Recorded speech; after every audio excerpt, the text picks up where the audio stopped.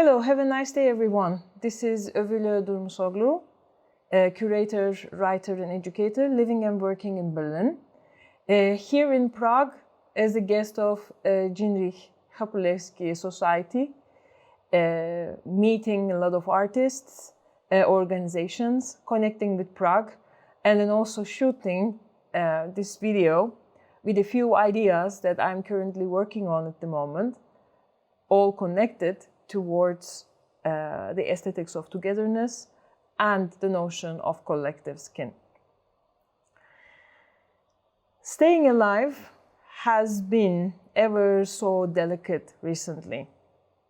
That porous collective border on the edge of our skins has made everything and everyone part of the same texture, an interconnected bundle of neuropaths affecting each other from one end of the world to another. However, it is as if we have woken up to a new world where post-truth lifted its curtains to reveal textures ruptured by exponential growth, facts, proofs, inequalities, and fragilities. In fact, the new world is not new. It is made of the debris humanity leaves behind in the name of progress. It looks like this has been going on in the last 2 years, but probably it has started long before, as we all felt in our skins.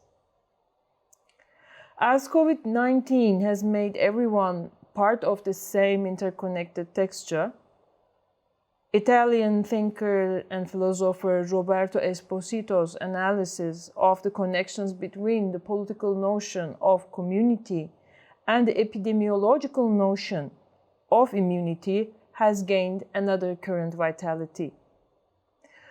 Munus is the Latin root the two terms share and means many things: burden, duty, obligation, gift, service, favor, office, employment, spectacle, public show. The community is cum, that means with, munus, a human group connected by common law and reciprocal obligation. The noun immunitas is a privative word that stems from the negation of munus. Immunitas names the exemption of an individual from obligations to a local community. In times of crisis, part of the community is untouched, sacrificed, and left behind, while the other becomes privileged and untouchable. In this sense, immunity is the negation of community. The international call to solidarity, leave no one behind, in this particular time, responds precisely to this historical paradox of biopolitics and sovereignty, and suggests another kind of immune system in our physical and collective bodies, which starts on the tip of a collective skin. Tell me how your community constructs its political sovereignty, and I will tell you what forms your plagues will take, Paul Preciado writes. That is also the reason why the collective memory of the past and continuing pandemics such as syphilis, Spanish flu, and AIDS are embodied in the space of COVID-19. Writing back in 1987, in the height of AIDS crisis, Douglas Crimp argued that AIDS doesn't exist apart from the practices that conceptualize it, represent it, and respond to it. We know AIDS only in and through those practices. This assertion doesn't contest the existence of viruses, antibodies, infections, and transmission routes. Least of all does it contest the reality of illness, suffering, and death. What it does contest is the notion that there is an underlying reality of AIDS upon which are constructed the representations or the culture or the politics of AIDS.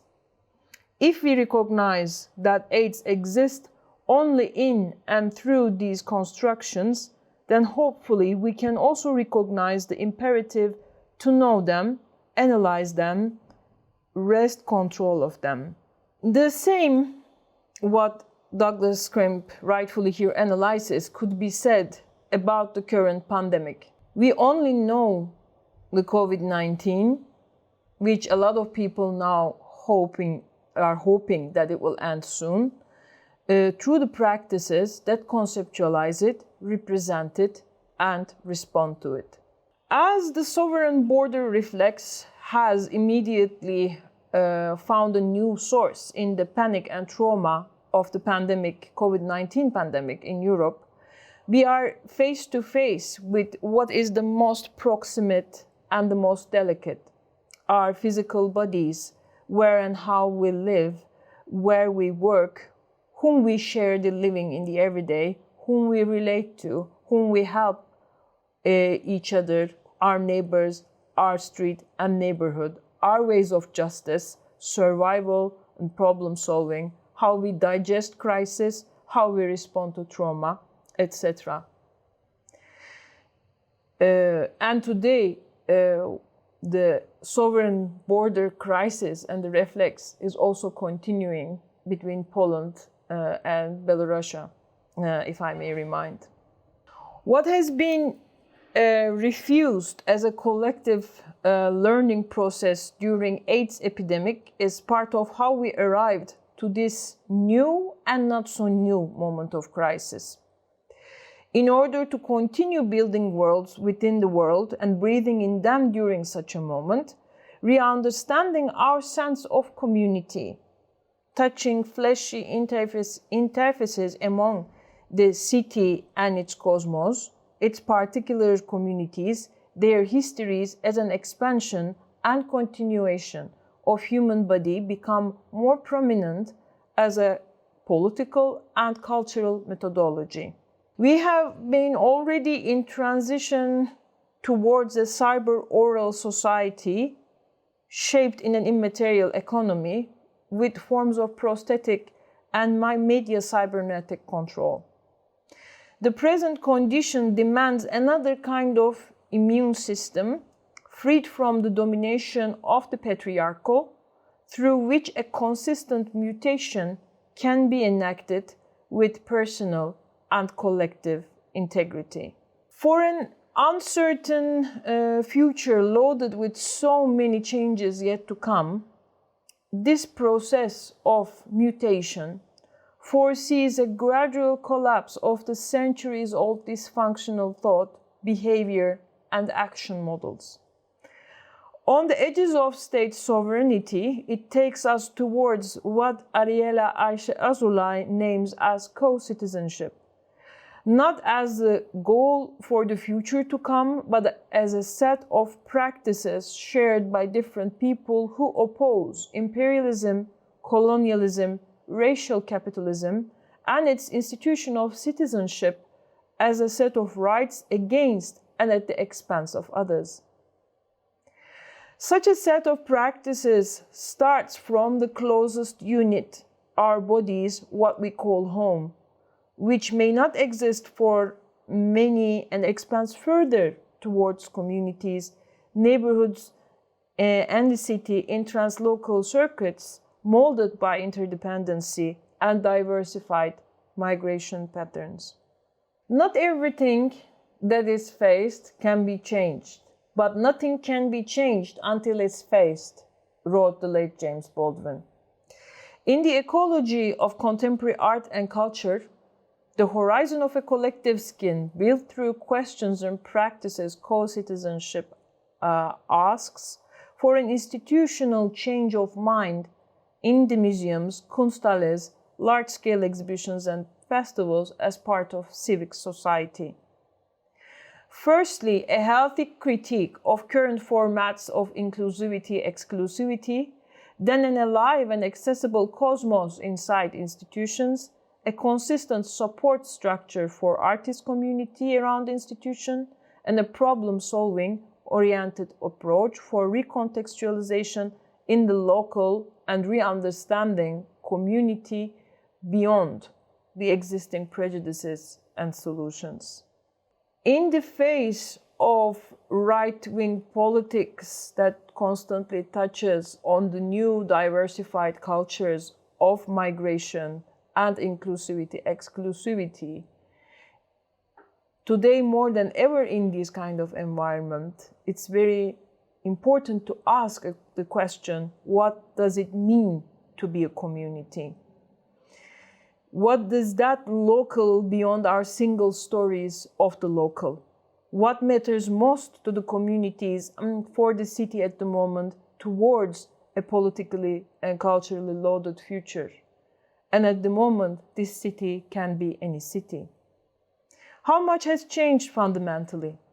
How much of our mythologies have we confronted? How far do we still have to go? And most importantly, how can we imagine more? How can we mutate together? And how can we enable these through the artistic structures that we are helping to construct at the moment? We are continuing our flow of ideas in a day in Prague with an extreme wind, with a very strong full moon, and with changing conditions of light. So the dramatic moments that you see behind the camera is a reflection of that scene that's going behind us, and very much actually also fits in the narratives and methodologies that I'm trying to elaborate here in this flow. So the first part of the session is mainly thinking about what it means to be a community today, and the second part is going for, let's say, a little bit more in-depth methodology from community to the personal, to the individual, and thinking of personal healing and collective rewiring, also as an extension of curatorial theoretical thinking, going behind the projects that I'm involved at the moment, such as the third Autostrada Biennale, What If a Journey, and also the 12th Survival Kit in festival in Riga that is actually reaching its final week soon. Involved doing this with my great collaborator Joannou Warsza, all carries these ideas actually and also behind.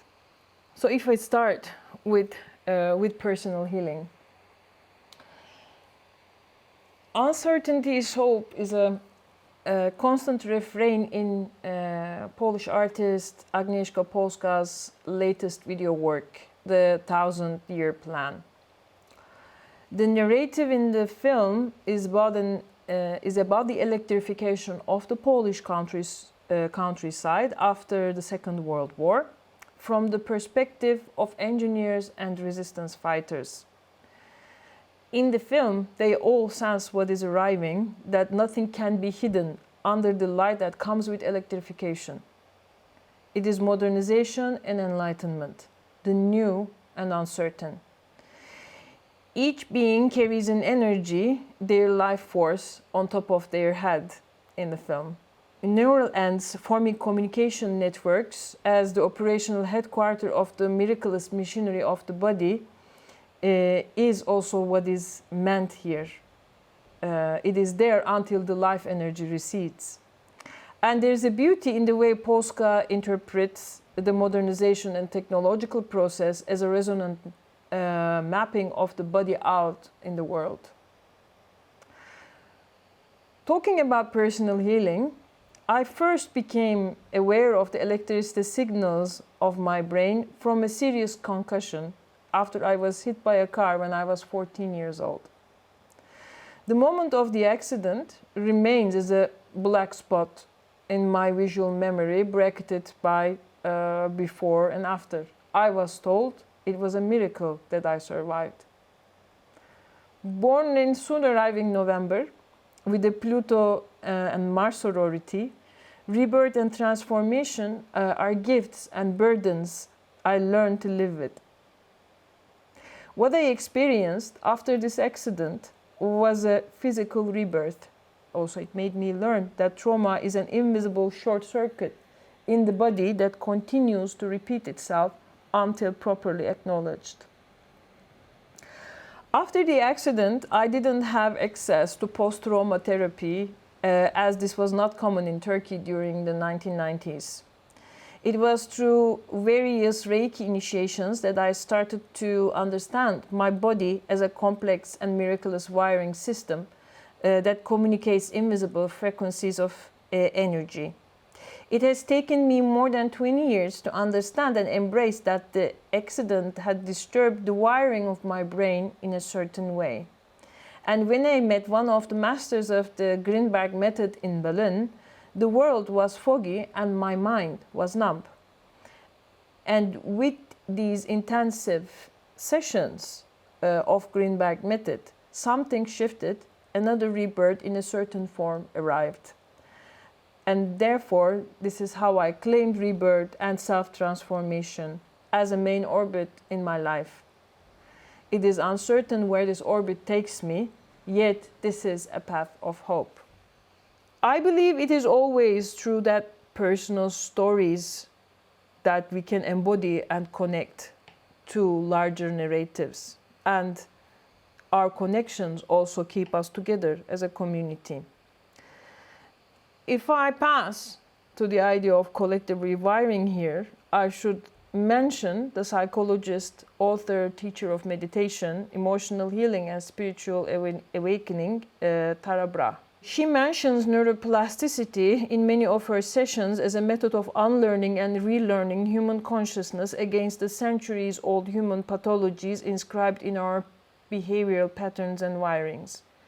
What she proposes as radical compassion is a brand new horizon to those who have been taught for centuries that people don't change after she, he, or they form around 7 years old in the linear Western sense of time and presence. What we call neuroplasticity, or what Tara Brach calls neuroplasticity, says we can redirect our will towards an ongoing awareness and change rather than constantly escaping into the modes of fight, flight, and freeze. And our brains can be rewired to open, to love, to empathize through various cognitive exercises and meditation practices. And the one that Tara Brach particularly calls RAIN, which are the initials of recognize, allow, investigate, and nurture. Hybrid techniques such as neuroplasticity address a new kind of materiality. The various frequencies we carry, channel, and have accumulated through centuries of fear, trauma, and anxiety can contribute to a deep mental and corporeal crisis. These tiny steps towards rewiring in individually distorted everyday subjectivity may trigger a whole other picture shift in ourselves and consequently in the collective unconscious. These acts of collective rewiring through addressing radical compassion touches the political notion of self-care as addressed by Audre Lorde, where she mentions all the methodologies of self-care are very personal and political. And this kind of healing prepares the ground for a deep entanglement between mind and body, or mental or corporeal awareness that would deconstruct the Cartesian reason, a state of which is a state of dichotomy with keeping the colonial capitalism in its epistemic center. There are numerous and varied epistemological perspectives of our world as our bodies as we understand our bodies as interconnected living organism with supreme complexity, with fragile resilience, and indeed a mystique one. And the systems we are educated in may have numbed our root connections and ancestral antenna, but there are all ways to grow them out. Listening to my ideas, you can ask me, so Övül, you are talking about the collective skin, aesthetics of togetherness, personal healing and collective rewiring, but what are the concrete examples from your practice that we can see these ideas, we can feel these ideas being resonated? Here I would like to speak about two particular projects, maybe three if I have enough time, from the third edition of Autostrada Biennale that closed in the second week of September this year, that I co-curated with my dear collaborator Joannou Warsza. Two projects we created for Pristina that I would like to mention, and then hopefully another one in Prizren. So the question is, can we all be like sunflowers? It can be a general question for all of us, to be like what sunflowers symbolize, nurturing, energizing, giving happiness, and creating more resources while doing things, because that's the purpose of the sunflower also as a plant. And can we also do that while thinking and acting as curators and artists? This question was rightfully raised by Agnes Dennis, a quite groundbreaking and definition-changing feminist artist who discussed the questions of ecology in the space of contemporary art in a confrontational way. She, when we approached her to realize another edition of the Wheatfield, A Confrontation, which is a project that also is that comes as a confrontation not only of the urban scape of New York, but also against the notions of land art that mainly focuses on, again, like anthropocentric miracles created by human hand. She always wanted to focus on the nurturing and creative way of soil very early on.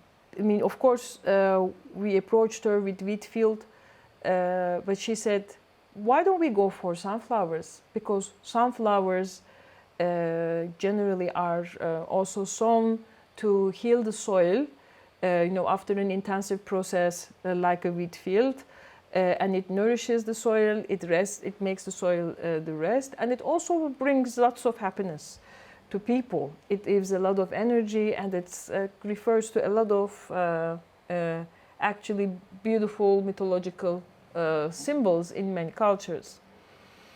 We were very excited by this fact.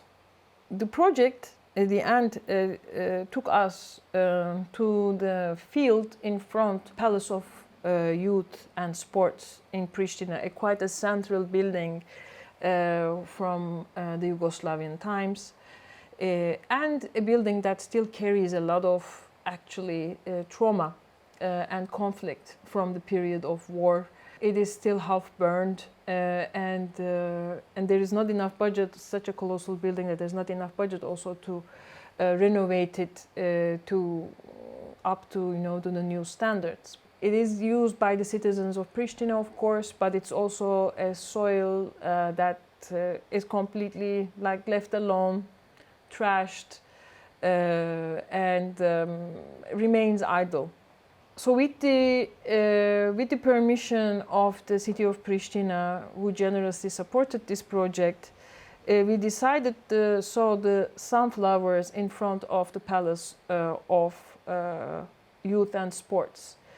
And the energy of sunflowers, even the first action of sowing with a lot of art students, with a lot of different actual students of different generations, with youth in Pristina, it already marked an energy change, in the whole building, because it was an act of construction of hope from the very beginning of its being sown in the field. A critical thing in Agnes Deniz's practice is a lot of her works actually require a community to be grown around. For a sunflower field, of course, to grow in the middle of a city, it needs constant care and nourishment also from the community. So it also creates its own community of care in order to grow. And in a way, that's also it's not only then the sunflower's nourishing effect on the soil, but it's also this act of growing, healing also a particular moment in time and space is, I think, what she means. We were very lucky to also to have the field of sunflowers in Pristina bloom around our opening in July, because it was our first act actually of the biennial in April, so that the field actually can potentially be there for us as a fully grown field. The sunflower field also connected us to Prizren as well, because the main base city of Autostrada Biennale is Prizren, and it is the only contemporary art institution in this city that is known for its traditional beauty. What then we realized as an extension of the sunflower field was to create it on the riverbeds at a point, because the river is such a defining force in Prizren city, though the Lombardy River is much more weaker than it used to be. And it was a location also that people pass by every day, look at every day, and remember another potential, another texture, another form of beauty.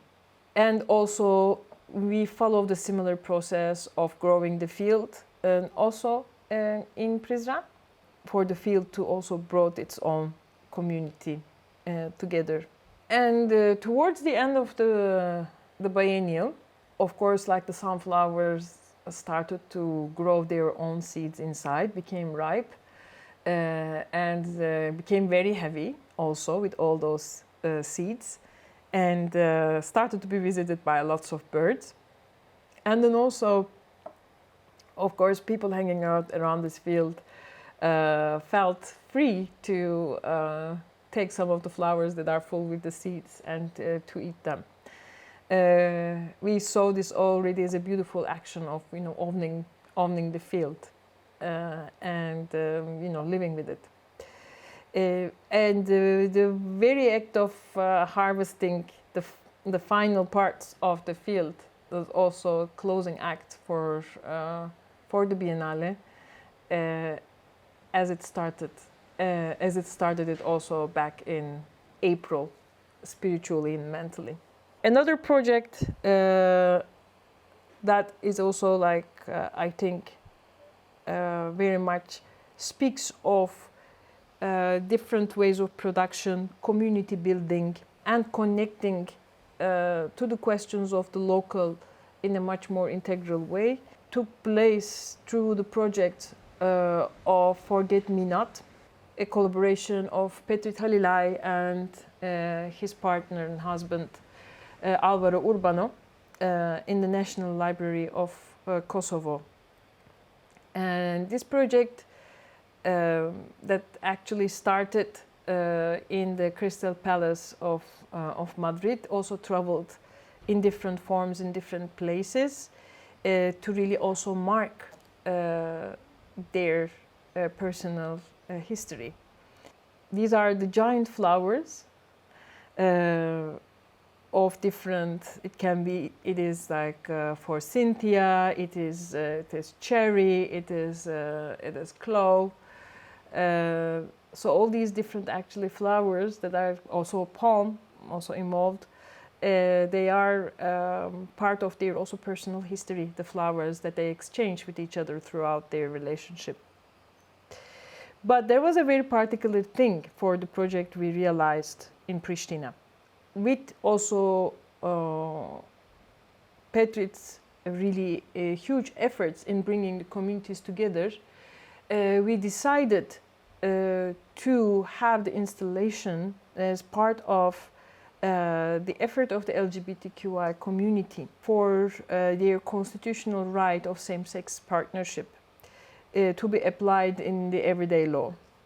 Because Kosovo's constitution is a very new constitution and is quite one of the most progressive constitutions in the world. And some of its, of course, clauses are still not applied in everyday law, which is we call as the civil law, civic codes. So there's an ongoing campaign of the LGBTQI community in Kosovo for reactivating as this openness of the constitution as the everyday law for acknowledgement and protection and also freedom and liberty. And it is also dreaming. It's not only for a certain community, but it's also dreaming of a different society also of this very young nation. Therefore, we collaborated with the NGOs after looking after this constitutional struggle. And then also we brought in the partnership of National Library and also Manifesta as well as an existing institution. Also is similar, I would say, is something that I forgot to add, that they are also partially the part of the Agnes Deniz's sunflower fields as well. But of course, our biggest helper for these two projects were Pristina City, that really City Bureau of Culture that contributed greatly for realization of these projects, also politically. Therefore, these giant flowers placed under the very symbolic domes of the National Library of Kosovo, which is one of the major examples of Yugoslav architecture and very unique understanding of modernism, to really grow a different kind of knowledge under the dome of this building that is dedicated to the growing knowledge of this society in their own language, because also one of the biggest traumas that took place in the process of the war that took also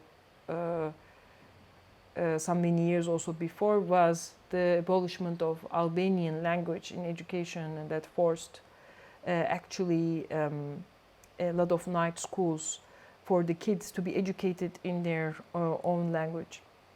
So therefore the library has a very symbolic importance for the freedom and autonomy of Kosovo and for the kind of knowledges that can be generated under, and the kind of society these flowers imagine with a new language is the hope of growth, or the construction of hope that we want to lead towards, or we want to be part of as part of this project. Third project that I want to mention is from Prizren, and it's by Herabir Tashjian, referring to the memory of water channels in the city. In the biennial, it was very important for us to create projects responding to the stories and the needs, and to really look for another way of communication and a way of integral communication with the communities of the city. And then, of course, we also wanted the biennial narrative to become an incomplete narrative, just as also the way things grow in Kosovo itself, and propose this incompleteness also as an alternative mode and sense of growth to understand the relation between the infrastructure and intimacy differently, or we can say to understand infrastructure in a much more intimate way from personal and collective angles. Hera's project refers, as I said, to the memory of the water channels that very much defined the neighborhoods in the city. There used to be 3 big water channels in Prizren. These water channels are very dearly remembered, reminiscent by the older members of the community in Kosovo, in Prizren, but of course they got lost by the time in the 60s, leaving a lot of traces in the stories shared, in poetry, in different forms of local literature produced in the city. After a long research and conversation period, Hera decided to realize, also in connection with her previous practice, working with water as an ancient form of communication. She traced the water channel, the line of water actually that comes and reaches one of the existing still but unused water channels in the city, and marked this growth of water on the mountains, which is also very much defining the whole geography of the city, with a line of water made of quite regularly used blue isolation material, flowing from the castle of Prizren towards the riverside and towards this water channel, and coming actually out of a particular unfinished building alongside the river. It is a tekke, a religious community building that used to have 2 water mills in ancient times of the city, and a building that used to be very engaged with water.